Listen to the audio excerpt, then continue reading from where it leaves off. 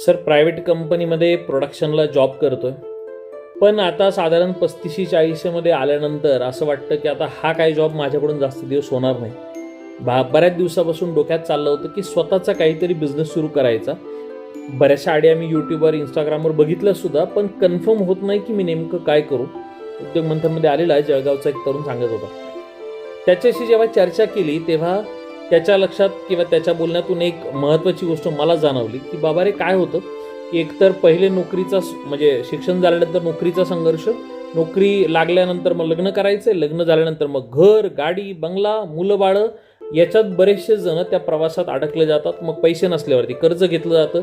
मग आता home loan, car loan, बाकीचे अजून काही पर्सनल लोन्स, या सगळ्या गोष्टींमध्ये साधारणतः 35-36 किंवा या रेंजमध्ये भरपूर साऱ्या तरुणांच्या आयुष्यात सेम मेंटल प्रोसेस चालू असते. मी बरोबर बोलतो ना? तुमच्या बाबतीत काय सुरू आहे मला कमेंट करून डेफिनेटली सांगा.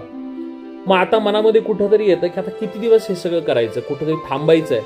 मग आपण एक काम करायचं, स्वतःचा बिझनेस सुरू करू.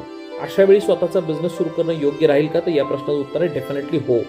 बट आता तुम्ही पहिले एखाद्या, जसं एक्झाम्पल तुम्ही IT सेक्टरमध्ये असाल किंवा तुम्ही एखाद्या मॅन्युफॅक्चरिंग युनिटमध्ये असाल, तर प्रायोरिटी कोणत्या बिझनेसला दिली पाहिजे? याला 2 वेगवेगळे उत्तर आहेत. नंबर 1, ज्या क्षेत्रात तुम्ही काम करता त्याच्यातलंच एक्सपान्शन तुम्ही करू इच्छित असाल, जर त्या क्षेत्रामध्ये पोटेन्शियल आहे असं जर एकंदरीत तुमच्या लक्षात आलं असेल, तर तेच सेक्टर निवडा, त्या रिलेटेडच बिझनेस करा.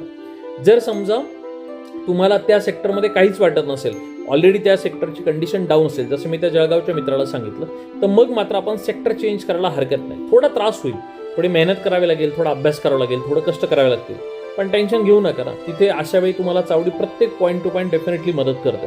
त्यामुळं आता इनिशियल लेवलला फक्त सेक्टर कोणतं निवडायला हवा या जजमेंटवरती फक्त प्रायमरी फोकस करा.